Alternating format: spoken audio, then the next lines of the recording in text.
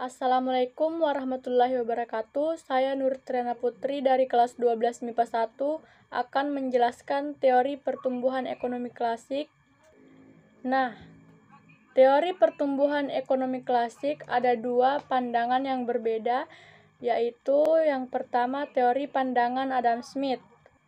Pandangan Adam Smith merupakan ahli ekonomi yang pertama kali mengemukakan kebijaksanaan laissez-faire dan merupakan ahli ekonomi yang banyak berfokus pada permasalahan pembangunan. Dalam bukunya An Inquiry into the Nature and Causes of the Will of Nations 1776, ia mengemukakan tentang proses pertumbuhan ekonomi dalam jangka panjang yang sistematis. Inti dari proses pertumbuhan ekonomi menurut Adam Smith dibagi menjadi dua aspek. Aspek utama yaitu pertumbuhan output total dan pertumbuhan penduduk. A. Pertumbuhan output. Sistem produksi nasional suatu negara terdiri dari tiga unsur pokok, yaitu sumber daya alam, faktor produksi tanah, sumber daya manusia, jumlah penduduk. Stok kapital yang tersedia. Sumber daya alam merupakan faktor pembatas batas atas dari pertumbuhan ekonomi.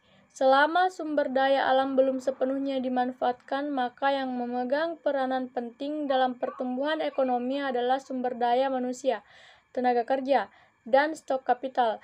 Namun, jika pertumbuhan ekonomi adalah sumber daya manusia, tenaga kerja, dan stok kapital, jika sumber daya alam telah dimanfaatkan sepenuhnya, kata lain batas atas daya dukung sumber daya alam telah dicapai, maka pertumbuhan ekonomi akan berhenti. Sumber daya manusia atau jumlah penduduk dianggap mempunyai peranan yang pasif di dalam pertumbuhan output, artinya tenaga kerja yang dibutuhkan akan dapat terpenuhi. Dengan demikian, faktor tenaga kerja bukan kendala di dalam proses produksi nasional. Faktor kapital merupakan faktor yang aktif dalam pertumbuhan ekonomi.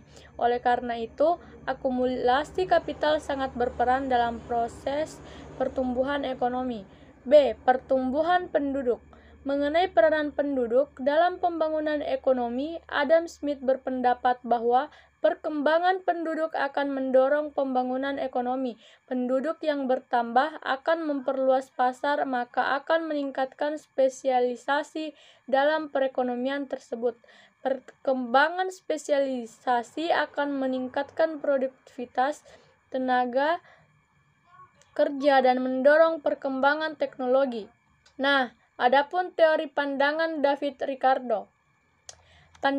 Pandangan David Ricardo mengenai proses pertumbuhan ekonomi berfokus pada laju pertumbuhan penduduk dan pertumbuhan output. Selain itu, Ricardo juga mengungkapkan adanya keterbatasan faktor produksi tanah yang bersifat tetap sehingga akan menghambat proses pertumbuhan ekonomi. The law of diminishing return. Proses pertumbuhan ekonomi menurut David Ricardo dalam Sukirno 2010 yaitu pada permulaannya jumlah penduduk rendah dan kekayaan alam masih melimpah sehingga para pengusaha memperoleh keuntungan yang tinggi. Karena pembentukan modal tergantung pada keuntungan, maka laba yang tinggi tersebut akan diikuti dengan pembentukan modal yang tinggi pula. Pada tahap ini, maka akan terjadi kenaikan produksi dan peningkatan permintaan tenaga kerja.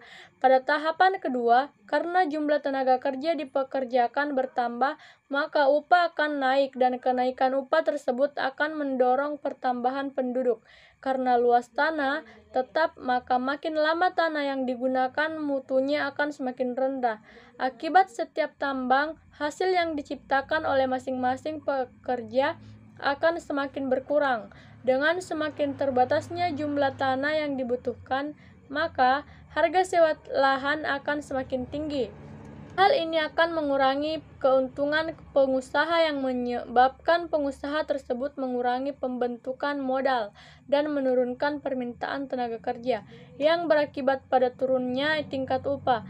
Tahap ketiga ditandai dengan menurunnya tingkat upah dan pada akhirnya akan berada pada tingkat minimal. Pada tingkat ini, perekonomian akan mencapai stationary state.